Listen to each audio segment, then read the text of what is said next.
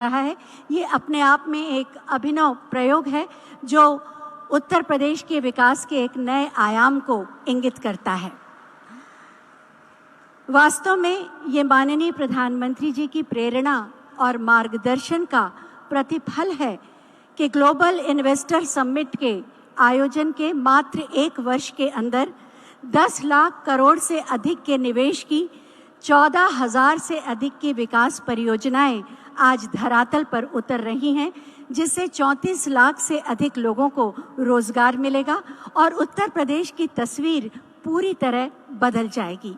मैं बहुत ही आदर के साथ माननीय प्रधानमंत्री महोदय से अनुरोध करूंगी कि वो रिमोट का बटन दबाकर इन परियोजनाओं का शुभारंभ करने की कृपा करें और इसके साथ ही आप देखेंगे उत्तर प्रदेश की विकास यात्रा पर एक फिल्म बटन दबा मिलेगा और उत्तर प्रदेश की तस्वीर पूरी तरह बदल जाएगी। मैं बहुत ही आदर के साथ माननीय प्रधानमंत्री महोदय से अनुरोध करूंगी।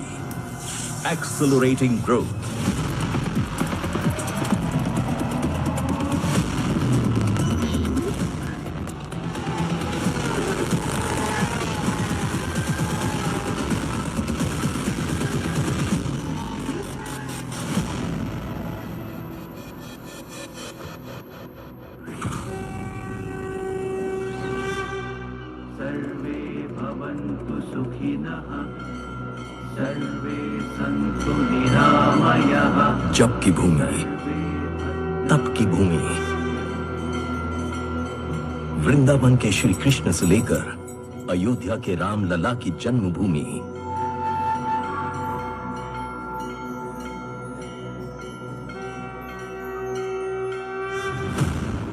वो भूमि जिसने परिवर्तन को ही अपना लक्ष्य माना।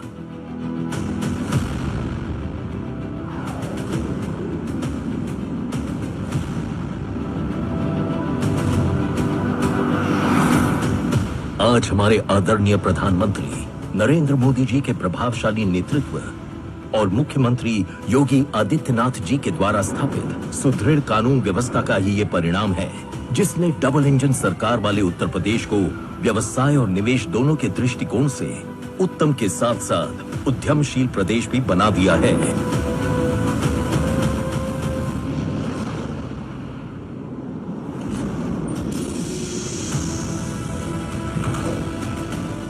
नए भारत के ग्रोथ इंजन के रूप में उत्तर प्रदेश विकास के पथ पर तीव्र गति से कई नए कीर्तिमान स्थापित कर रहा है।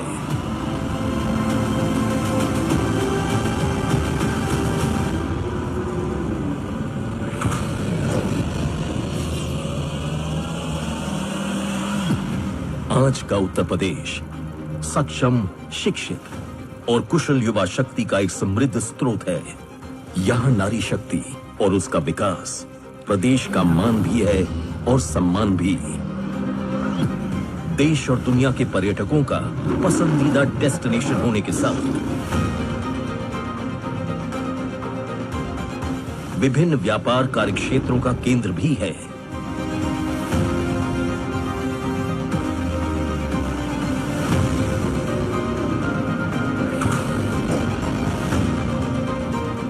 राज्य सरकार अपने प्रयासों से प्रतिदिन एक नया इतिहास लिख रही है और यही कारण है जिसने आज उत्तर प्रदेश को बना दिया है एक्सप्रेसवे प्रदेश, समर्थ प्रदेश।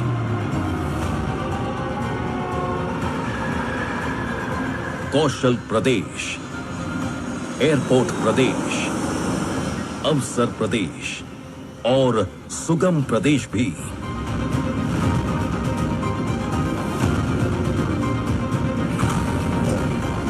उत्तर प्रदेश की छवि को एक व्यापार अनुकूल राज्य के तौर पर पूरे विश्व के सामने स्थापित करने में उन ऐतिहासिक परिवर्तनों का अतुलनीय योगदान है जो पिछले 6-7 सालों में उत्तर प्रदेश में हुए हैं।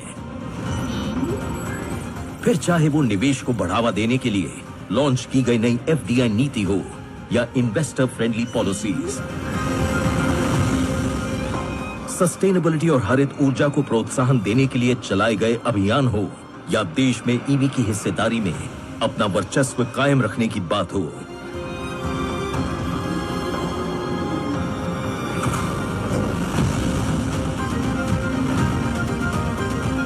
शिक्षा व्यवस्था को मजबूत करने के लिए उठाए गए कदम हो, रक्षा प्रणाली को और सशक्त करने के लिए Uttar Pradesh defence industrial corridor की संरचना हो,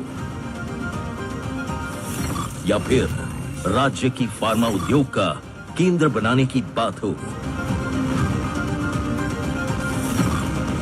उत्तर प्रदेश आज न सिर्फ निवेशकों के साथ खड़ा है, बल्कि हर प्रकार की सहायता, संसाधन और समर्थन भी प्रदान कर रहा है।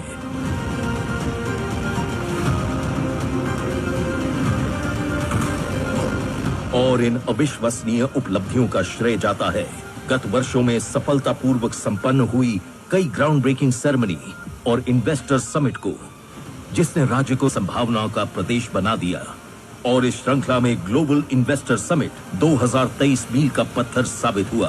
भारत अगर आज दुनिया के लिए ब्राइट स्पॉट है तो यूपी भारत के ग्रोथ को ड्राइव करने वाला एक अहम नेतृत्व दे रहा है। उत्तर प्रदेश सरकार द्वारा तय की गई नीतियों का ही ये परिणाम है जो इतने कम समय में राज्य के विभिन्न क्षेत्रों में फोकस सेक्टर्स के साथ विकास हेतु अभूतपूर्व निवेश प्राप्त हुए, जिसने प्रगति के नए द्वार खोल दिए हैं।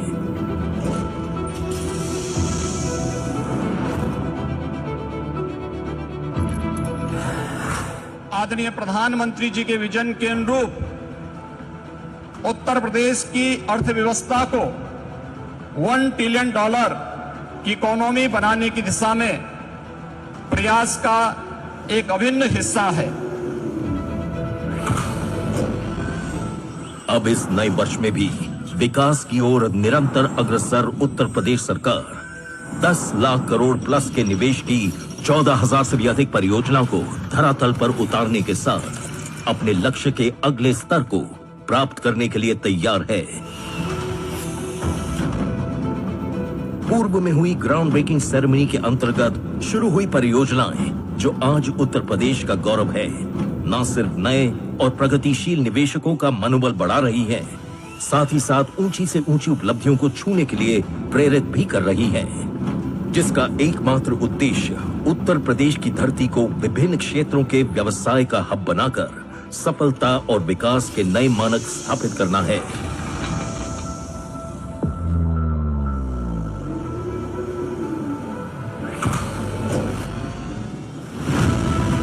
आज उत्तर प्रदेश विकसित भारत के सपने को साकार करने में एक महत्वपूर्ण भूमिका निभा रहा है। वो विकसित भारत जो शिक्षित भी है, समृद्ध भी, उज्जवल भी है, प्रगतिशील भी। विकसित भारत, विकसित Uttar Pradesh. It's time to be a part of this transformation. Acceleration for nation.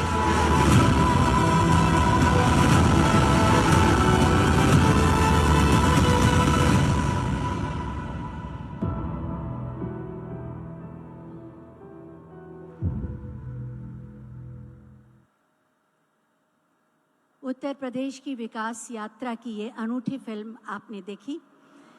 विरासत और विकास का पर्याय हैं माननीय प्रधानमंत्री श्री नरेंद्र मोदी जी, जो भारत की यश कीर्ति को पूरे विश्व में फैला रहे हैं।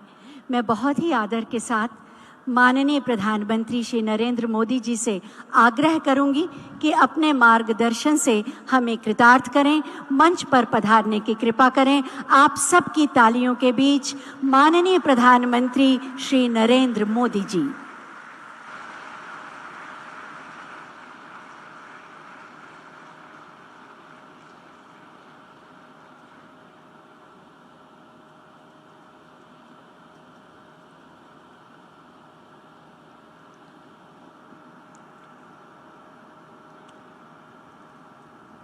उत्तर प्रदेश के राज्यपाल आनंदीबेन पटेल, ऊर्जावान मुख्यमंत्री योगी आदित्यनाथ जी, मंत्रिमंडल ने मेरे सहयोगी देश के रक्षा मंत्री श्रीमान राजनाथ सिंह जी, यूपी के उप मुख्यमंत्री, विधानसभा के अध्यक्ष श्री, अन्य महानुभाव, देश विदेश से यहां आए औद्योगिक क्षेत्र के सभी प्रतिनिधिगण और मेरे परिवारजनों, आज हम यहां विकसित भारत के लिए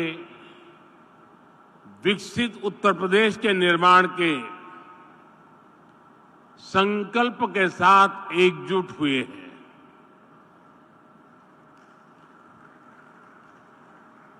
और मुझे बताया गया कि इस समय टेक्नोलॉजी के माध्यम से हमारे साथ यूपी की 400 से ज्यादा विधानसभा सीटों पर लाखों लोग इस कार्यक्रम के साथ जुड़े हुए हैं। जो लोग टेक्नोलॉजी से इस कार्यक्रम में जुड़े हैं, मैं मेरे इन सभी परिवारजनों का भी हृदय से स्वागत करता हूं। 7-8 वर्ष पहले हम सोच भी नहीं सकते थे कि उत्तर प्रदेश में भी निवेश और नौकरियों को लेकर ऐसा माहौल बनेगा। चारों तरफ अपराध, दंगे, छीना झपटी, यही खबरें आती रहती थी। उस दौरान अगर कोई कहता कि यूपी को विकसित बनाएंगे तो शायद कोई सुनने को भी तैयार नहीं होता, विश्वास करने का तो सवाल ही नहीं था। लेकिन आज देखिए, लाखों करोड़ रुपए का निवेश उत्तर प्रदेश की धरती पर उतर रहा है। और मैं उत्तर प्रदेश का सांसद हूं और मेरे उत्तर प्रदेश में जब होता है तो मुझे सबसे ज्यादा आनंद होता है।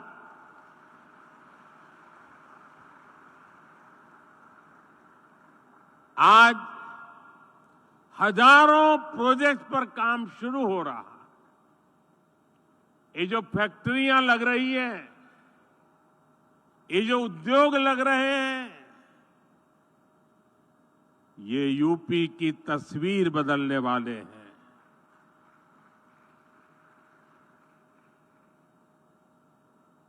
मैं सभी निवेशकों को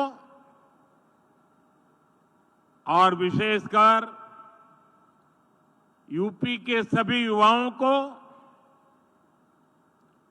विशेष रूप से बधाई देता हूं। साथियों, यूपी में डबल इंजन की सरकार बने बीते 7 वर्षों में यूपी में क्राइम कम तो हुआ, बिजनेस कल्चर का विस्तार हुआ।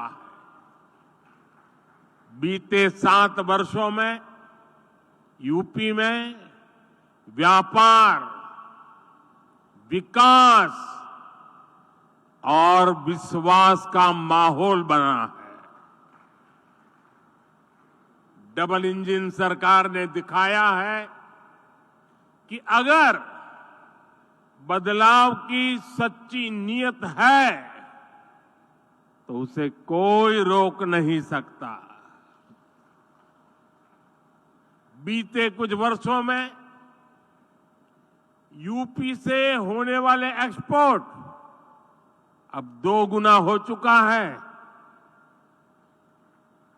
बिजली उत्पादन हो या फिर ट्रांसमिशन, आज यूपी प्रशंसनीय काम कर रहा है।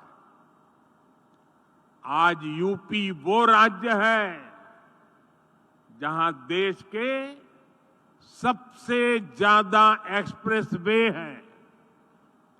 आज यूपी वो राज्य है जहां देश में सबसे ज्यादा इंटरनेशनल एयरपोर्ट्स हैं। आज यूपी वो राज्य है जहां देश की पहली रैपिड रेल चल रही है। वेस्टर्न डेडिकेटेड फ्रेट कॉरिडोर और ईस्टर्न डेडिकेटेड फ्रेट कॉरिडोर का एक बड़ा नेटवर्क भी उत्तर प्रदेश से होकर गुजरता है। यूपी में नदियों के विशाल नेटवर्क का इस्तेमाल भी मालवाहक जहाजों के लिए किया जा रहा है।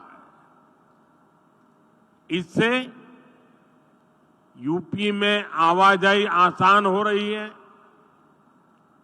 ट्रांसपोर्टेशन तेज और सस्ता हुआ है। साथियों, आज के इस कार्यक्रम का आकलन मैं सिर्फ निवेश के लिहाज से नहीं कर रहा हूं। यहां आप सभी निवेशकों के बीच जो आशावाद दिख रहा है, बेहतर रिटर्न की जो उम्मीद दिख रही है, उसका संदर्भ बहुत व्यापक है। आज आप दुनिया में कहीं भी जाएं, भारत को लेकर अभूतपूर्व पॉजिटिविटी दिख रही है। 4-5 दिन पहले मैं यूएई और कतर की विदेश यात्रा से लौटा हूं। हर देश भारत की ग्रोथ स्टोरी को लेकर आश्वस्त है, भरोसे से भरा हुआ। आज देश में मोदी की गारंटी की बहुत चर्चा है, लेकिन आज पूरी दुनिया भारत को बेहतर रिटर्न्स की गारंटी मान रही है। अक्सर हमने देखा है कि चुनाव के नजदीक लोग नए निवेश से बचते हैं, लेकिन आज भारत ने ये धारणा भी तोड़ दी है। आज दुनिया भर के इन्वेस्टर्स को भारत में सरकार की पॉलिसी की स्टेबिलिटी पर पूरा भरोसा है।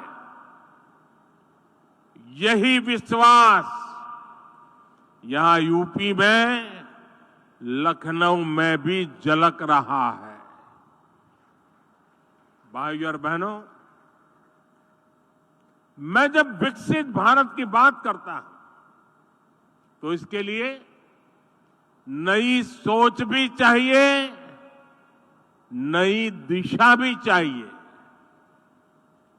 देश में जिस प्रकार की सोच आजादी के अनेक दशकों तक रही, उस पर चलते ये संभव ही नहीं था। वो सोच क्या थी? सोच थी कि देश के नागरिकों का जैसे तैसे गुजारा कराओ, उन्हें हर मूलभूत सुविधा के लिए तरसा कर रखो। पहले की सरकारें सोचती थी कि सुविधाएं बनाओ तो 2-4 बड़े शहरों में नौकरियों के अवसर बनाओ तो कुछ चुनिंदा शहरों में।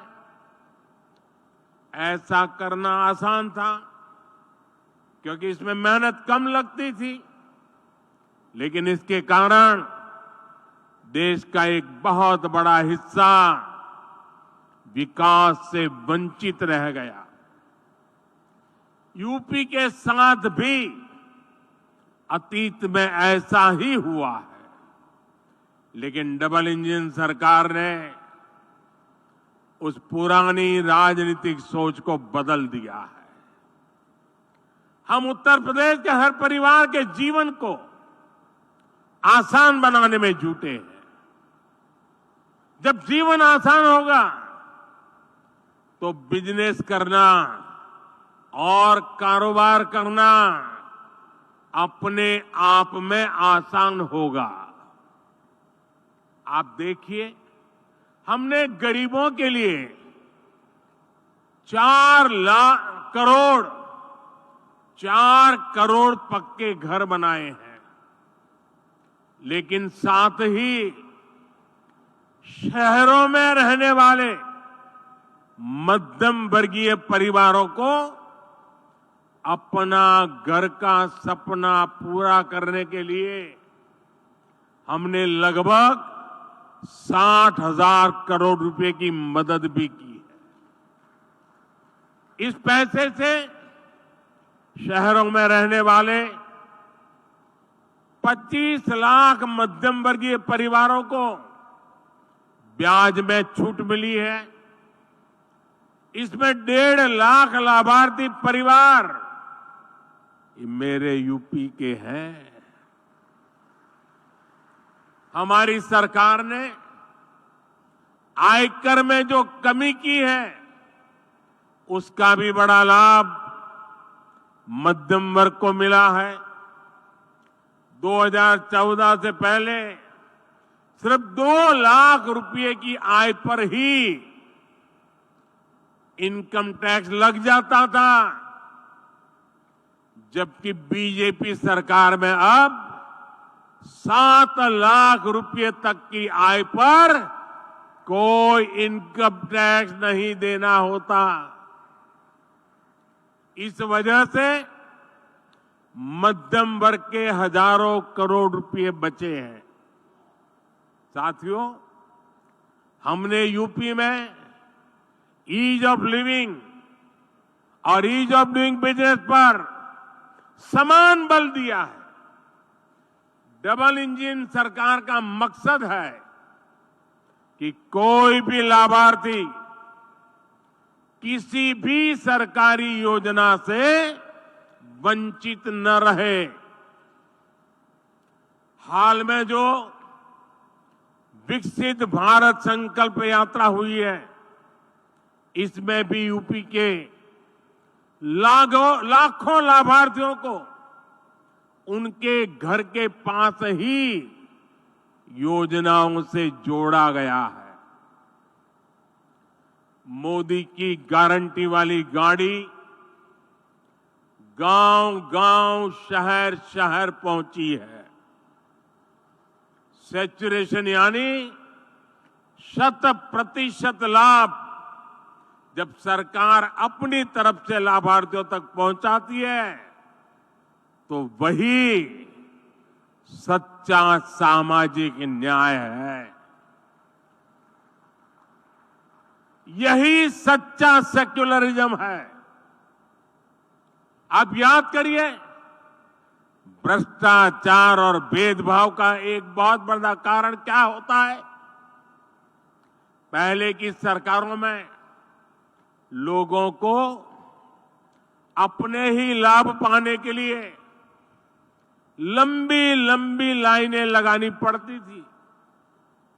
एक खिड़की से दूसरी खिड़की तक कागज लेके भागदौड़ करनी पड़ती थी। अब हमारी सरकार खुद गरीब के दरवाजे पर आ रही है और ये मोदी की गारंटी है कि जब तक हर लाभार्थी को उसका हक नहीं मिल जाता, हमारी सरकार शांत नहीं बैठेगी। चाहे राशन हो, मुफ्त इलाज हो, पक्का घर हो, बिजली, पानी, गैस कनेक्शन हो, ये हर लाभार्थी को मिलता रहे। साथियों, मोदी आज उनको भी पूछ रहा है जिनको पहले किसी ने नहीं पूछा। शहरों में हमारे जो रेहड़ी पटरी ठेले वाले भाई बहन होते हैं, पहले इनकी मदद करने के बारे में किसी सरकार ने नहीं सोचा। इन लोगों के लिए हमारी सरकार पीएम स्वनिधि योजना लेकर आई। अभी तक इससे देश भर में रेहड़ी पटरी ठेले वालों को लगभग 10,000 करोड़ रुपए की मदद दी जा चुकी है। यहां यूपी में भी 22 लाख रेहड़ी पटरी ठेले वाले साथियों को इसका लाभ मिला है। पीएम स्वनिधि योजना का जो प्रभाव हुआ है वो दिखाता है कि जब गरीब को संबल मिलता है तो वो कुछ भी कर सकता है। पीएम स्वनिधि योजना के अध्ययन में एक बहुत महत्वपूर्ण बात सामने आई है कि स्वनिधि की सहायता प्राप्त करने वाले साथियों को वार्षिक कमाई में औसतन 23,000 रुपये की अतिरिक्त वृद्धि हुई है। आप मुझे बताइए, ऐसे साथियों के लिए ये अतिरिक्त कमाई कितनी बड़ी शक्ति बन जाती है। पीएम स्वनिधि योजना ने रेहड़ी पटरी ठेले वालों की खरीद शक्ति को भी बढ़ा दिया है। एक और अध्ययन में पता चला है कि स्वनिधि योजना के करीब 75% लाभार्थी दलित, पिछड़े और आदिवासी भाई बहन हैं। इसमें भी लगभग आधी लाभार्थी हमारी बहनें हैं। पहले इन्हें बैंकों से कोई मदद नहीं मिलती थी क्योंकि इनके पास बैंकों को देने के लिए कोई गारंटी नहीं थी। आज इनके पास मोदी की गारंटी है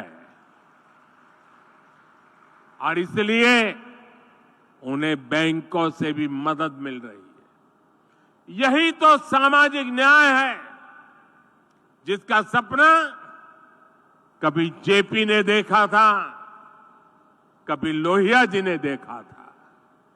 साथियों, हमारी डबल इंजन सरकार के निर्णय और उसकी योजनाओं से सामाजिक न्याय और अर्थव्यवस्था दोनों को फायदा होता है। आपने लखपति दीदी के संकल्प के बारे में जरूर सुना होगा। बीते 10 वर्षों के दौरान हमने देश भर में 10 करोड़ बहनों को सेल्फ हेल्प ग्रुप से जोड़ा है। इनमें से अभी तक, आप उद्योग जगत के लोग हैं, जरा यह आंकड़ा समझिए, अभी तक 1 करोड़ बहनों को लखपति दीदी बनाया जा चुका है। और अब सरकार ने तय किया है कि कुल 3 करोड़ बहनों को लखपति दीदी बना करके रहेंगे। हमारे देश में करीब 2.5 लाख ग्राम पंचायतें। आप कल्पना कीजिए कि 3 करोड़ लखपति दीदी बनने से हर ग्राम पंचायत में खरीद शक्ति कितनी बढ़ेगी। इसका बहनों के जीवन के साथ साथ ग्रामीण अर्थव्यवस्था पर बहुत सकारात्मक असर पड़ रहा है। भाइयों और बहनों, जब हम विकसित यूपी की बात करते हैं तो इसके पीछे एक और ताकत है। ये ताकत है यहां के एमएसएमईज, यानी छोटे, लघु और कुटीर उद्योगों की ताकत। डबल इंजन सरकार बनने के बाद यूपी में एमएसएमईज का अभूतपूर्व विस्तार हुआ। यहां एमएसएमईज को हजारों करोड़ रुपए की मदद दी गई है। ये जो डिफेंस कॉरिडोर बन रहा है, जो नए इकोनॉमिक कॉरिडोर बन रहे हैं, इनसे भी एमएसएमईज को बहुत लाभ होगा। साथियों, यूपी के करीब करीब हर जिले में कुटीर उद्योगों की एक पुरानी परंपरा है। कहीं ताले बनते हैं, कहीं पीतल की कारीगरी है, कहीं कालीन बनते हैं, कहीं चूड़ियां बनती हैं, कहीं मिट्टी की कलाकारी होती है, कहीं चिकनकारी का काम होता है। इस परंपरा को हम वन डिस्ट्रिक्ट वन प्रोडक्ट, एक जिला एक उत्पाद योजना से सशक्त कर रहे हैं। आज रेलवे स्टेशनों पर भी देखेंगे कि एक जिला एक उत्पाद योजना को कैसे प्रोत्साहित किया जा रहा है, प्रचारित किया जा रहा है।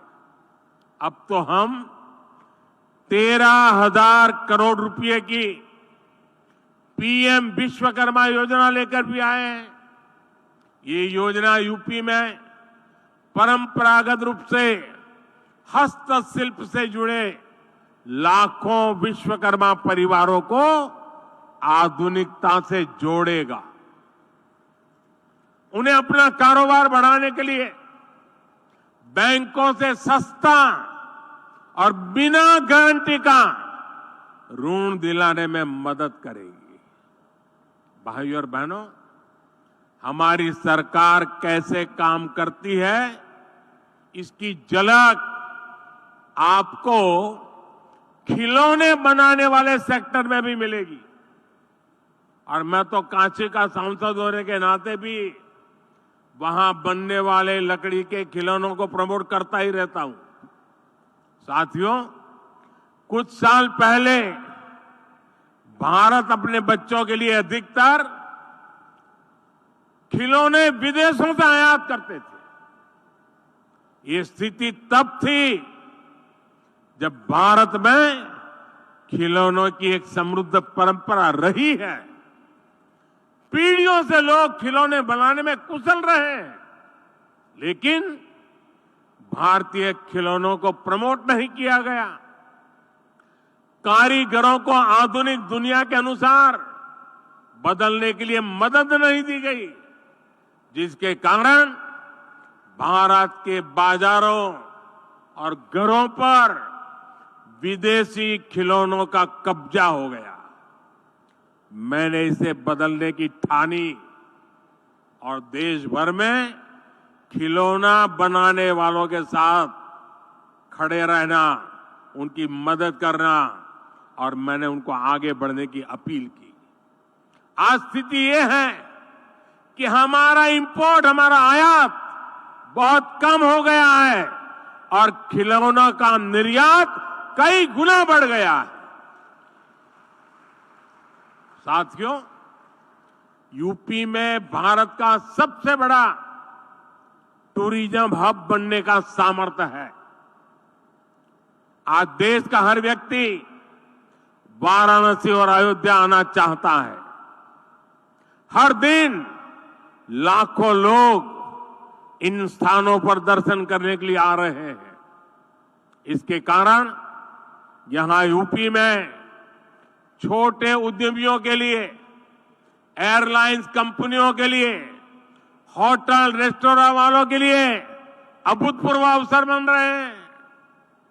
और मेरा तो एक आग्रह है, मैं देश के सभी टूरिस्टों से आग्रह करता हूं, देश के सभी यात्रियों से आग्रह करता हूं कि आप जब टूर पर जाने का बजट बनाएं तो उसमें से 10% बजट जिस जगह पर जा रहे हैं वहां से कुछ न कुछ खरीदने के लिए रखें। आपके लिए वो कठिन नहीं है क्योंकि आप हजारों रुपया खर्च करने के लिए यात्रा पे निकले हैं। अगर उसमें 10% जिस जगह पे जा रहे हैं वहां की लोकल चीज खरीदेंगे, वहां की इकोनॉमी आसमान को छूने लग जाएगी। मैं इन दिनों एक और बात कहता हूं, ये बड़े बड़े धनी लोग बैठे हैं ना, उनको जरा ज्यादा चुभती है, लेकिन मैं आग्रह से कहता रहता हूं। आजकल दुर्भाग्य से देश में फैशन चल पड़ी है। अमीरी का मतलब होता है विदेशों में जाओ, बच्चों की शादी विदेशों में करो। इतना बड़ा देश कि आपके बच्चे हिंदुस्तान में शादी नहीं कर सकते।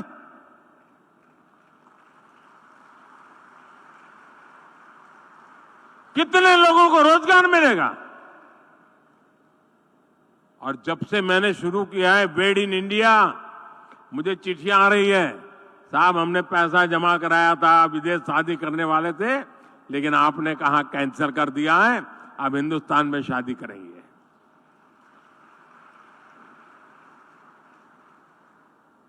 देश के लिए भगत सिंह की तरह फांसी पर लटके तभी देश की सेवा होती है, ऐसा नहीं है। देश के लिए काम कर करके भी देश की सेवा हो सकती है दोस्तों।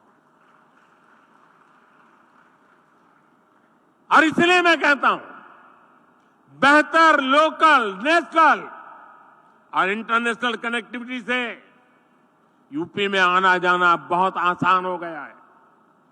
वाराणसी के रास्ते बीते दिनों हमने दुनिया की सबसे लंबी क्रूज सर्विस को भी शुरू किया है। 2025 में कुंभ मेले का आयोजन भी होने वाला है। ये भी यूपी की अर्थव्यवस्था के लिए बहुत महत्वपूर्ण होने वाला है। आने वाले समय में टूरिज्म और हॉस्पिटैलिटी सेक्टर में यहां बहुत बड़ी संख्या में रोजगार बनने वाले हैं। साथियों, हमारा प्रयास है कि हमारी जो ताकत है उसे भी आधुनिकता के साथ जोड़ें, सशक्त करें और नए सेक्टर्स में भी कमाल करें। आज भारत इलेक्ट्रिक मोबिलिटी और ग्रीन एनर्जी पर बहुत अधिक फोकस कर रहा है। हम भारत को ऐसी टेक्नोलॉजी में, ऐसी मैन्युफैक्चरिंग में ग्लोबल हब बनाना चाहते हैं। हमारा प्रयास है कि देश का हर घर, हर परिवार सोलर पावर जनरेटर बन जाए। इसलिए हमने पीएम सूर्य घर मुफ्त बिजली योजना शुरू की है। इस योजना के तहत 300 यूनिट बिजली मुफ्त मिलेगी और अतिरिक्त बिजली लोग सरकार को बेच भी पाएंगे। अभी ये योजना 1 करोड़ परिवारों के लिए है। इसमें हर परिवार के बैंक खाते में सीधे 30,000 रुपये से लेकर करीब करीब 80,000 रुपये तक जमा कराए जाएंगे।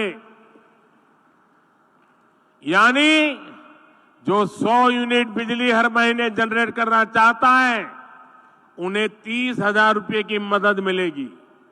जो 300 यूनिट या उससे अधिक बिजली बनाना चाहेंगे उन्हें करीब 80,000 रुपया मिलेंगे। इसके अलावा बैंकों से बहुत सस्ता और आसान ऋण भी उपलब्ध कराया जाएगा। एक आकलन है कि इससे इन परिवारों को मुफ्त बिजली तो मिलेगी ही, साल में 18,000 रुपये तक की बिजली बेचकर अतिरिक्त कमाई भी कर सकते हैं। इतना ही नहीं, इससे इंस्टॉलेशन, सप्लाई चेन और मेंटेनेंस से जुड़े सेक्टर में ही लाखों रोजगार बनेंगे। इससे लोगों को 24 घंटे बिजली देना, तय यूनिट तक मुफ्त बिजली देना भी आसान हो जाएगा। साथियों, सोलर पावर की तरह ही हम इलेक्ट्रिक वाहन को लेकर भी मिशन मोड पर काम कर रहे हैं। इलेक्ट्रिक वाहनों की मैन्युफैक्चरिंग करने वाले साथियों को पीएलआई योजना का लाभ दिया गया है। इलेक्ट्रिक वाहन खरीदने पर टैक्स में छूट दी गई है। इसी का परिणाम है कि पिछले 10 वर्ष में लगभग 34.5 लाख इलेक्ट्रिक वाहन बिके हैं। हम तेज गति से इलेक्ट्रिक बसें उतार रहे हैं, यानी सोलर हो या फिर ईवी, दोनों सेक्टर्स में यूपी में बहुत संभावनाएं बन रही है। साथियों, अभी कुछ दिन पहले हमारी सरकार को किसानों के मसीहा चौधरी चरण सिंह जी को भारत रत्न देने का सौभाग्य मिला। उत्तर प्रदेश की धरती के बेटे चौधरी साहब का सम्मान करना देश के करोड़ों मजदूर, देश के करोड़ों किसानों का सम्मान है।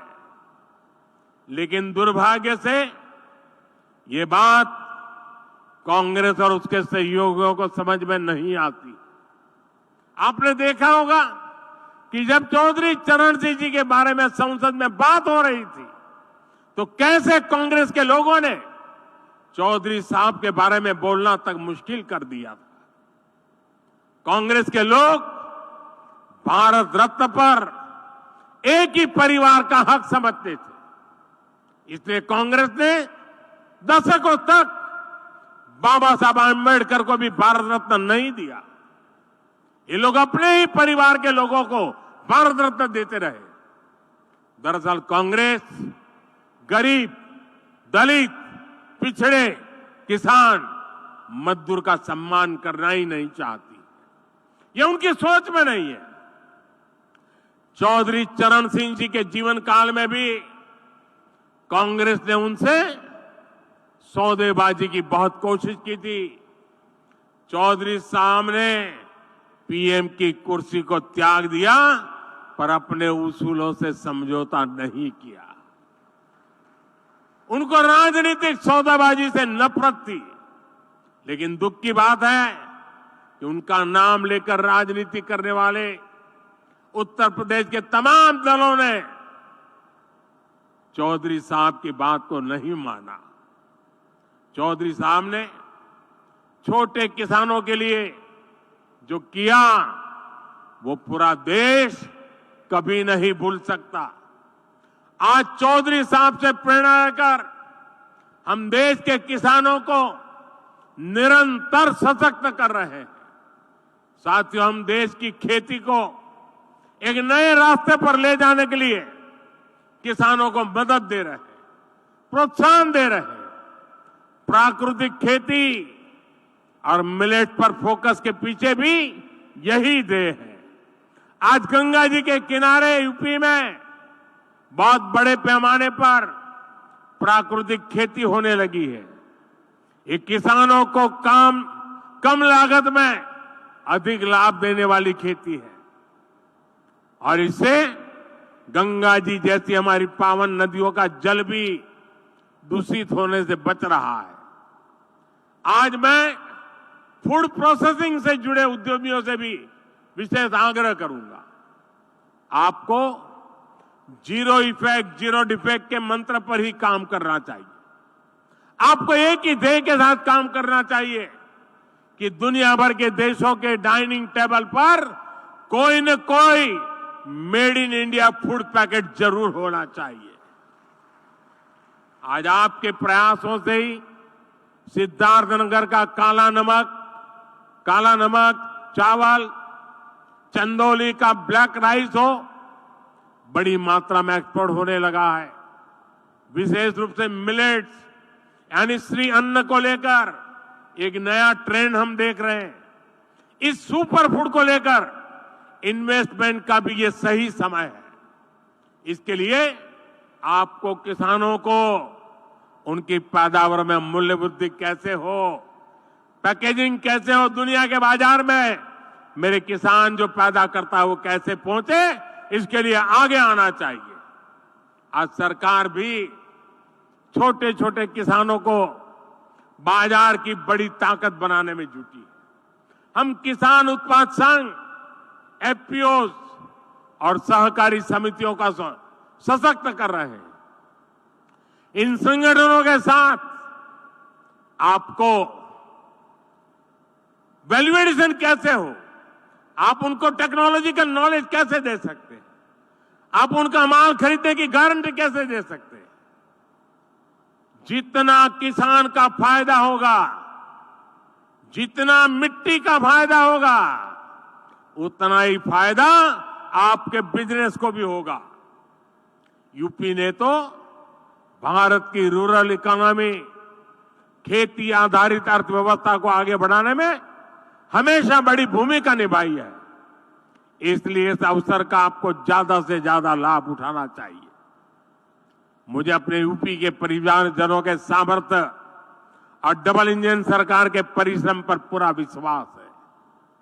आज जो आधारशिला रखी गई है वो यूपी और देश की प्रगति की आधारशिला बनेगी। और मैं योगी जी को, उत्तर प्रदेश सरकार को विशेष बधाई देता हूं।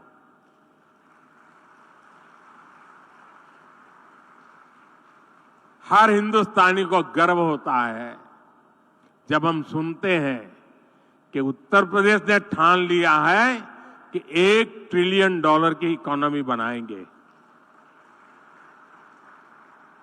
मैं देश के सभी राज्यों से आग्रह करूंगा, राजनीति अपनी जगह पे छोड़िए, जरा उत्तर प्रदेश से सीखिए और आप कितने $1 ट्रिलियन की इकोनॉमी अपने राज्य की बनाइए। जरा संकल्प करके आइए ना मैदान में।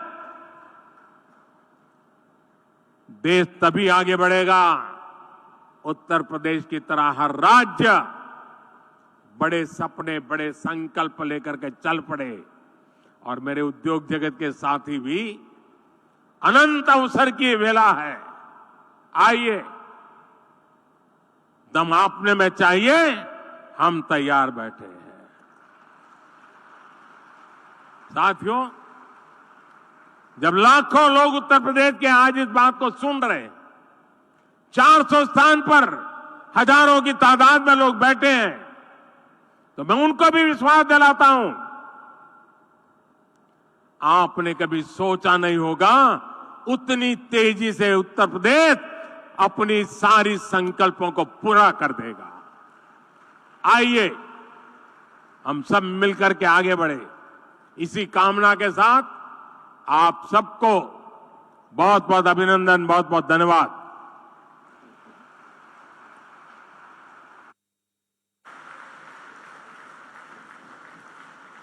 बहुत बहुत धन्यवाद माननीय प्रधानमंत्री जी, आपके प्रेरणादायी मार्गदर्शन के लिए। आप विराट स्वप्न और विराट संकल्प का साहस और बल हमें देते हैं।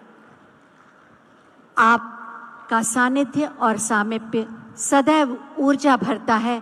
हम हृदय से कृतज्ञ हैं कि आज आप हमारे बीच पधारे और विकसित उत्तर प्रदेश और विकसित भारत के संकल्प को बल दिया। आप सभी का बहुत बहुत धन्यवाद।